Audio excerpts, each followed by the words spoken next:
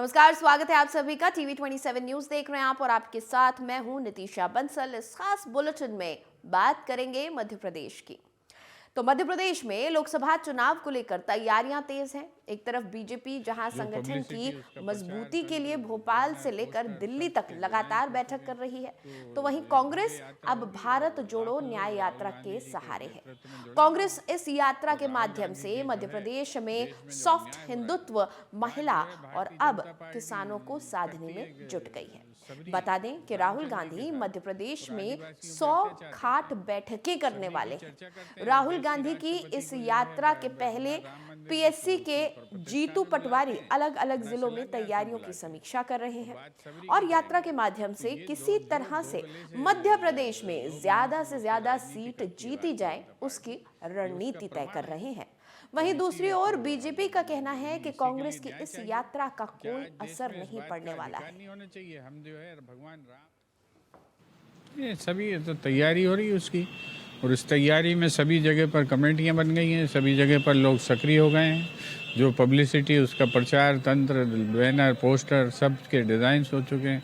तो एक भव्य यात्रा होगी और लाखों लोग राहुल गांधी जी के नेतृत्व में जुड़ेंगे वहाँ पर। और राहुल गांधी जी जो है, देश में जो अन्याय हो रहा है, बात जो है भारतीय जनता पार्टी करती है कि सबरी रामचंद्र जी के साथ और आदिवासियों पे अत्याचार करते हैं, सबरी की चर्चा करते हैं और देश की राष्ट्रपति को जो है न राम मंदिर के उसमें प्रतिष्ठा में बुलाते हैं, न शिलान्यास में बुलाते हैं, और बात सबरी की करेंगे।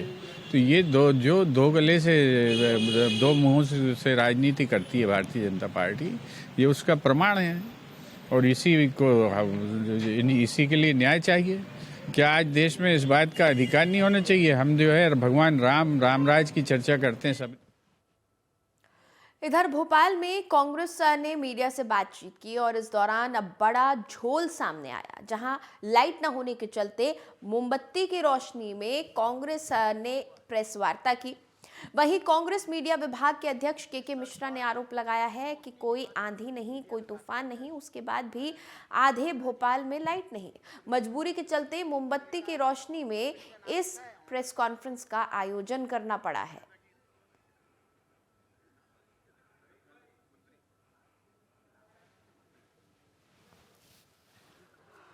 भ्रष्टाचार का बोलबाला लगातार जारी है और मुझे लगता है आगे भी जारी रहेगा।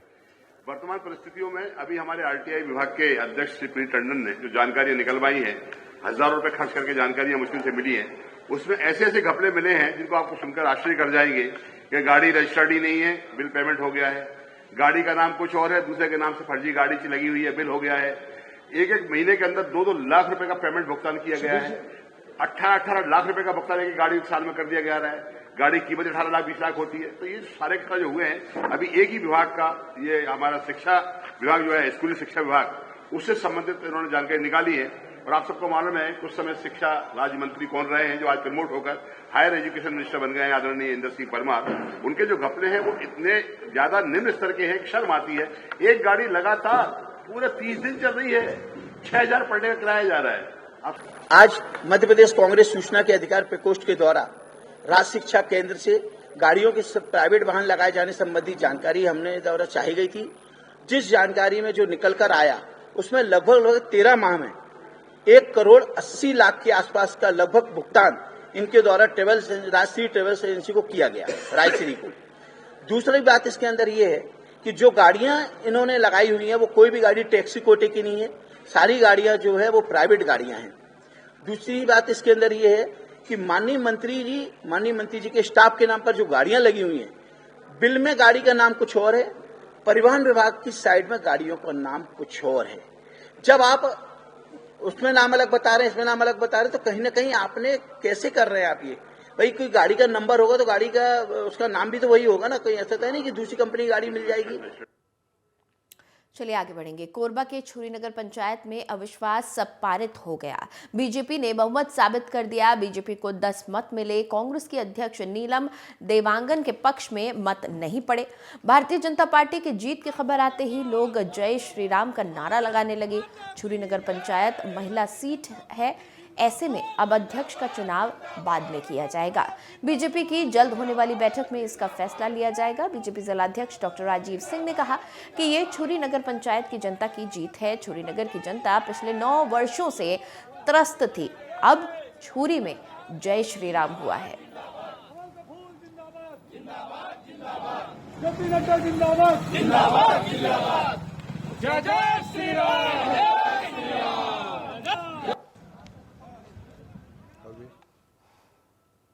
और मध्य प्रदेश की राजधानी भोपाल से विधायक रामेश्वर शर्मा का बड़ा बयान सामने आया है।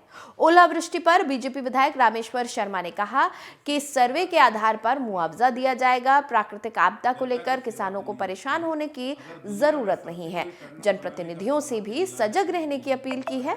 वहीं रामेश्वर शर्मा ने कांग्रेस पर तंज कसते हुए कहा कि भगवान महाकाल राहुल गांधी को सद्बुद्धि दे।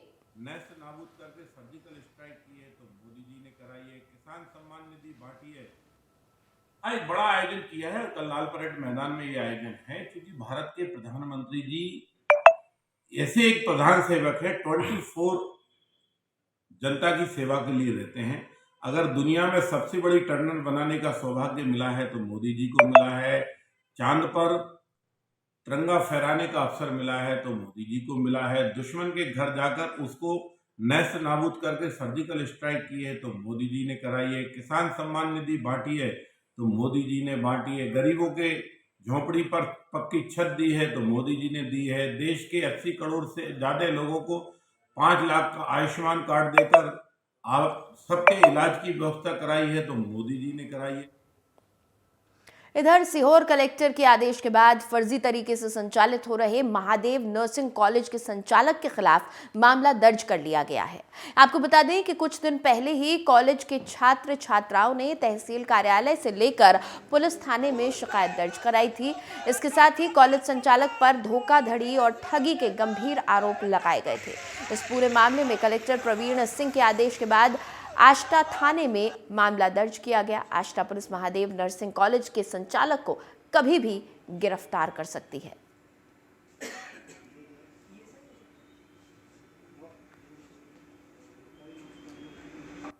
और महादेव कॉलेज के नाम से इन लोगों ने वहाँ पे फर्जीवाड़ा कर लिया। 80-80 हज़ार रुपए बच्चों की फीस। ये थाना आष्टा का मामला है, जिसमें कल बीएमओ सोनी जी जो आष्टा में पदस्थ थे, उनके द्वारा एक लिखित आवेदन प्रस्तुत किया गया। साथ ही साथ जिला स्तरीय अधिकारियों द्वारा एक जांच प्रतिवेदन भी उस आवेदन के साथ संलग्न था, जिस पर प्रथम दृष्टया महादेव नर्सिंग कॉलेज के संचालकों द्वारा और जो निरीक्षक थे जिसने वहाँ पे जांच की थी, उनके द्वारा प्रथम दृष्टया अपराध पाए जाने पर थाना आष्टा में अपराध क्रमांक 104/24 सुसंगत धाराओं में अपराध पंजीकृत किया गया। सर, किन किन धाराओं में मामला दर्ज हुआ है? ये धारा इसमें 409, 420, 467, 468 जो कूट धोखाधड़ी कपटपूर्ण आचरण के सब। और खरगोन में पीएचई विभाग की पाइपलाइन फूटने की वजह से लाखों गैलन लीटर पानी बह गया। पाइपलाइन फूटने के कारणों का पता अभी तक नहीं चल पाया है। इस पाइपलाइन के माध्यम से जल्द से इंदौर तक पानी जाता है। जलूद से इंदौर तक ये लाइन बिछाई गई है। पाइपलाइन फूटने से किसानों की खड़ी फसलें, केले की फसल और अन्य फसल प्रभावित हुई हैं।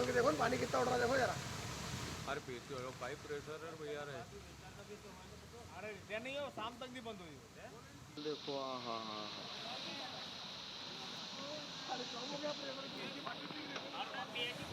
केले की खेती में पानी।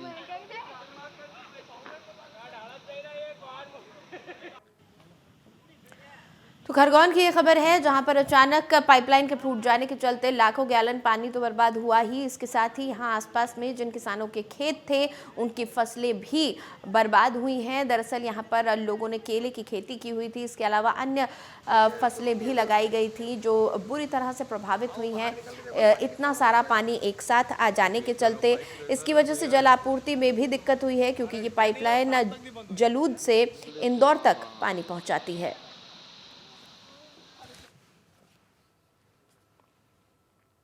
चलिए आगे बढ़ेंगे। प्रधानमंत्री नरेंद्र मोदी के समुद्र के जल में समाई द्वारका नगरी के दर्शन के बाद अब इस पर सियासत शुरू हो गई है और एमपी के रहवासियों को भी इस पवित्र स्थान के दर्शन की मांग की जाने लगी है।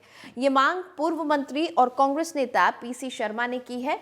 एमपी की बीजेपी सरकार से पीसी शर्मा मांग करते हुए उन्होंने कहा कि सैकड़ों सालों से समुद्र में समाई भगवान श्री कृष्ण की द्वारिका के एमपी सरकार दर्शन कराए।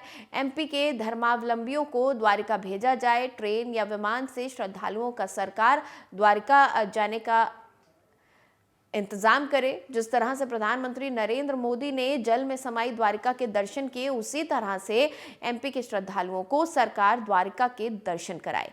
वहीं द्वारिका की तीर्थ दर्शन योजना में भी जोड़ने की मांग की है, तो वहीं बीजेपी इसे कांग्रेस का धर्म विरोधी आचरण बता रही है।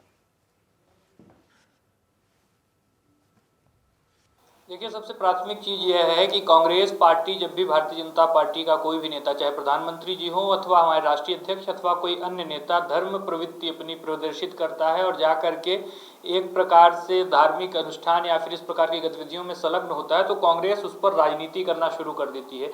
जहाँ एक और भारतीय जनता पार्टी की सरकार पूरे देश भर में जो विभिन्न बुजुर्ग नागरिक हैं उनको तीर्थ दर्शन योजना के तहत हवाई जहाज और अन्य माध्यमों से विभिन्न तीर्थ स्थलों तक लेकर के जा रही है, दर्शन करवा रही है, वहीं कांग्रेस पार्टी किस प्रकार से कहना कि ले जाकर के हवाई जहाज से दर्शन करवाया जाना चाहिए, यह दिखाता है कि कांग्रेस का धर्म विरोधी आचरण है। और जब भी धर्म से संबंध कोई इस प्रकार की बात सामने आती है तो इसी प्रकार से वह लोग। और उमरिया से एक बड़ी खबर सामने आ रही है। दरअसल उमरिया पुलिस अधीक्षक निवेदिता नायडू के द्वारा नशे के विरुद्ध छोड़े गए अभियान में नौरोजाबाद पुलिस को बड़ी सफलता मिली है। उमरिया में नशे के व्यापार पर उमरिया पुलिस अधीक्षक निवेदिता नायडू के निर्देशन में बड़ी कार्रवाई की गई।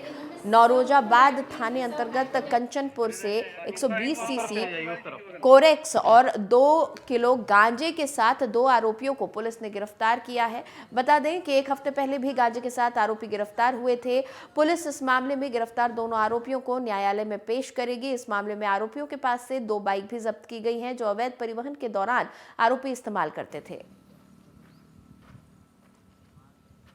नौरोजाबाद थाने में 2 आरोपियों के पास से 2 किलो 30 ग्राम गांजा और 1200 रुपये कोरेक्स 120 सीसी कोरेक्स की सीज़ की गई है। और इस पर से एनडीपीएस की धारा 8, 20, 21 और 22 कायम हुई है। तो मामला अग्रिम विवेचना में है और आरोपी हमारी हिरासत में है।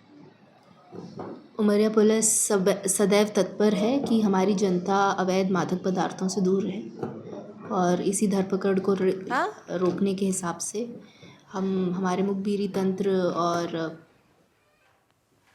और मध्य प्रदेश में तेज बारिश के साथ आंधी तूफान और ओले गिरने का सिलसिला शुरू हो गया है। इस बीच राजगढ़ जिले के कई गांव में ओलावृष्टि होने से किसानों की फसल को काफी नुकसान हुआ है। फसलों के नुकसान की वजह से किसानों पर संकट के बादल छा गए हैं, लेकिन मध्य प्रदेश सरकार के मंत्री गौतम टेटवाल ने ओलावृष्टि होने के कुछ देर बाद ही किसानों के लिए एक संदेश जारी किया, जिसमें उन्होंने कहा कि मध्य प्रदेश सरकार आपके साथ खड़ी है, मैं खुद भी किसानों के साथ खड़ा हूं। सुनिए मंत्री गौतम टेटवाल की टीवी 27 न्यूज से खास बातचीत।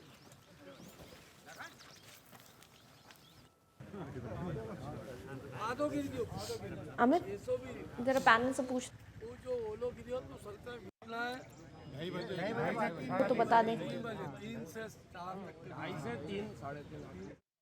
नमस्कार, इस वक्त हमारी मौजूदगी तलेन के पास है और हमारे साथ मध्य प्रदेश सरकार के मंत्री गौतम टेटवाल जी। जिस तरह से कल जो आपदा आई थी उसके बाद सबसे पहला अगर मध्य प्रदेश में किसी का बयान आया था तो वो गौतम टेटवाल थे। उन्होंने साफ तौर पर कहा था कि मेरी संवेदनाएं किसानों के साथ है और ये पूरी सरकार किसानों के साथ खड़ी। और सुबह 6 बजे भोपाल से निकले और लगभग 50 गांव से होते हुए किसानों के बीच पहुंचे, किसानों का दुख दर्द जाना और उनसे कहा कि आपको हर संभव सरकार मुआवजा देगी। तो सीधे बातचीत करते हैं सर से। सर, क्या इस बड़ी आपदा आई है और आप लोगों के बीच पहुंच रहे हैं, क्या बात हुई है और कैसे मुआवजा दिया जाएगा?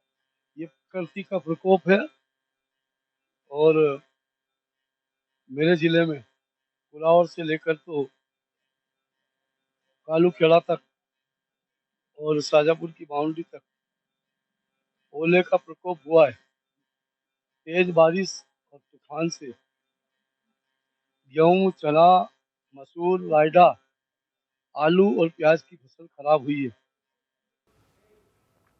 और फिलहाल एक छोटे से ब्रेक के लिए रुक रहे हैं, जल्द हाजिर होंगे।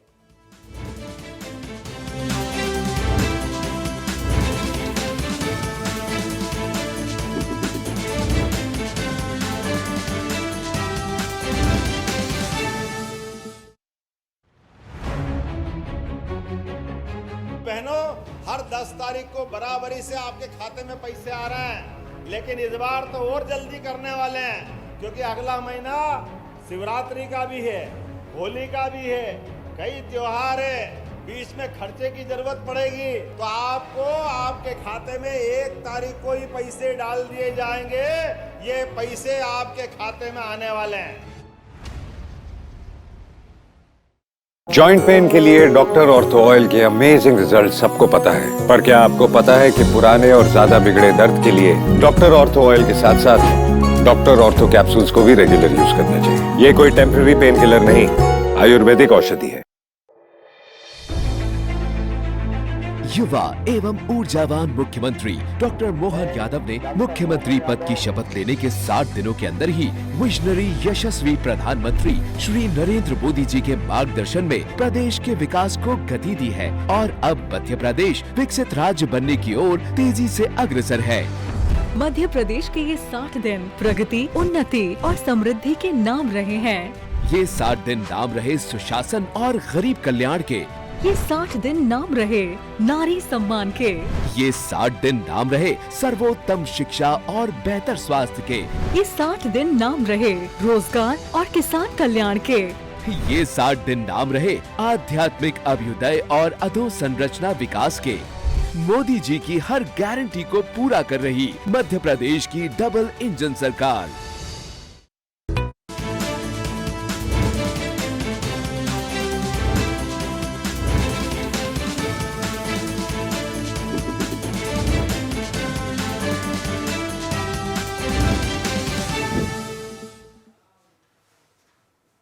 और चलिए अब आगे बढ़ते हुए बात कर लेते हैं छत्तीसगढ़ की।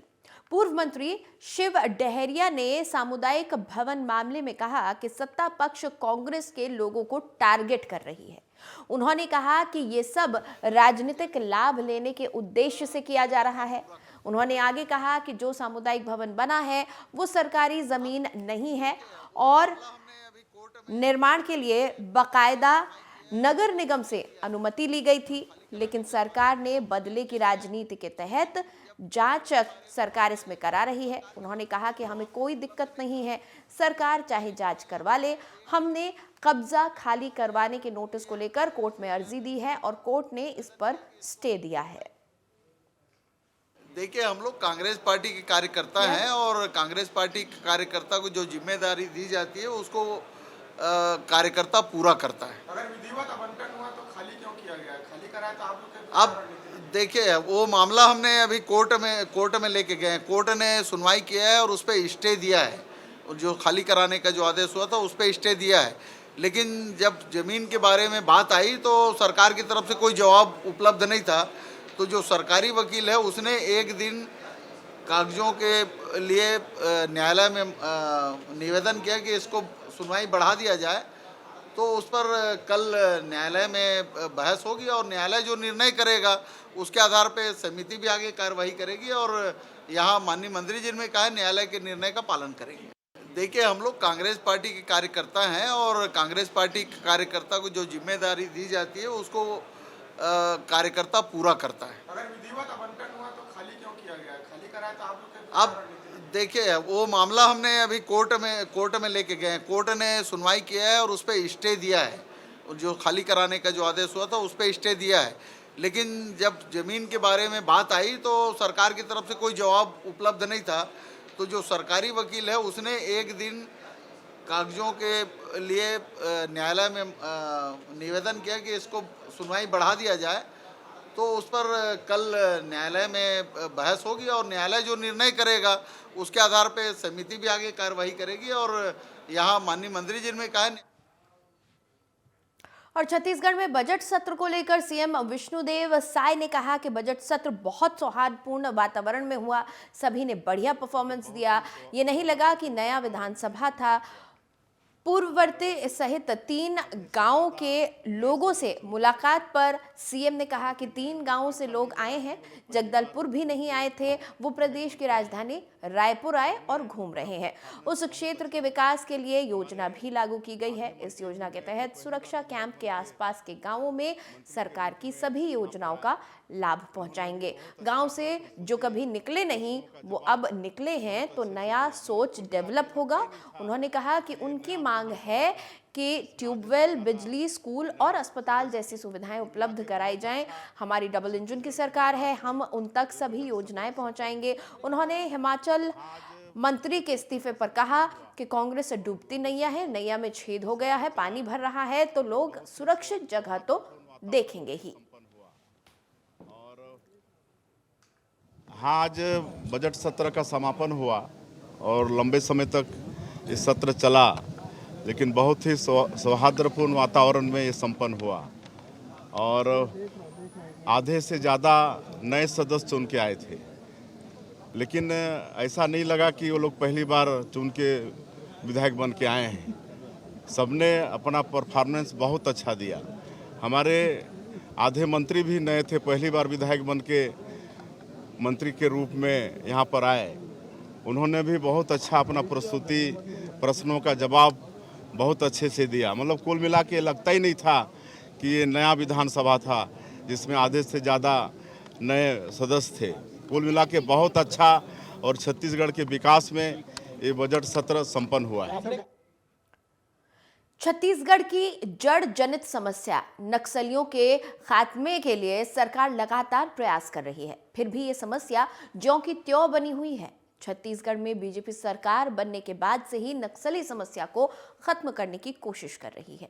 गृह मंत्री विजय शर्मा ने कहा कि नक्सल क्षेत्र की आदिवासी जनता रायपुर आए और यहां सिनेमा हॉल, जंगल सफारी, विधानसभा परिसर सहित अलग अलग क्षेत्र का दौरा करे और फिर ऐसा ही विकास अपने क्षेत्र में करने के लिए सरकार के साथ विकास में सहयोग करे। छत्तीसगढ़ में नक्सल खात्मे को लेकर लगातार जो है प्रयासरत है और जिस तरह से अब सुदूरांचल से काफ़ी आदिवासी लोगों आज भ्रमण करने लगा है, क्या उद्देश्य था, कितने लोग यहाँ पर पहुँचे? अभी पुवर्ती, टेकलगुड़ा, सिलगेर से 47 लोग पहुँचे हैं, 47 जवान पहुँचे हैं। आगे आने वाले समय में और लोग भी आएंगे। किस तरह से और प्रयास जो रहेगा इनको लेकर, क्या जो है कितना किस तरह से प्रतिक्रिया मिल रही है उन लोगों को? देखो ये सबको बहुत अच्छा लग रहा है। वो कभी आ नहीं पाए थे यहाँ पर, आज आए। तो जिस तरह से गृह मंत्री ने कहा कि ये 47 लोग हैं वो बस्तर के पूर्ववर्ती गांव से पहुंचे हैं, सुदूर अंचल है, जो कि साफ तौर पे कहना है कि जगदलपुर नहीं आए थे। ऐसे लोग आज रायपुर पहुंचे हैं। उन्हें मॉल और विधानसभा भ्रमण कराया गया, जंगल सफारी के साथ साथ उन्हें पिक्चर दिखाने ले जाएगा। तो कई प्रयास है। कुल मिलाकर उनकी मानसिकता यानी जो सुदूर अंचलों पर किस तरह से उनका जो रहन सहन होता है, तो शहरी रहन सहन के साथ साथ उन्हें तमाम जो चीज़ों से अवगत कराने का प्रयास है इस सरकार की ओर से की जा रही है। तो कहीं ना कहीं एक सकारात्मक पहल है। मानसिकता जिस तरह से बदलनी चाहिए उनकी, नक्सल क्षेत्रों पर रह के जिस तरह से आए दिन वो नक्सल क्षेत्रों से घिरी होती है, असुविधाओं से घिरे होते हैं, तो कैसे इस क्षेत्र की शहरी विकास जो है उस क्षेत्र पे पदार्पण हो पाए और क्षेत्र का विकास हो, इसके लिए कहीं ना कहीं इन्हें भ्रमण कराया जा रहा है शहरों का और उन्हें जानकारियाँ है वो हासिल कराई जा रही है। देखना होगा कि तमाम जिस तरह से प्रयास राज्य सरकार के द्वारा की जा रही है, ये तमाम प्रयासों से नक्सल खात्मा में कितना कारगर होगा और उस क्षेत्र की जो नक्सल से जुड़े लोग हैं या नक्सली है वो कितना परिवर्तन कर पाते हैं। कैमरामैन होरी के साथ हिमांशु पटेल, रायपुर। और फिलहाल इस बुलेटिन में इतना ही, लेकिन TV27 न्यूज पर खबरों का सिलसिला आगे भी जारी रहेगा।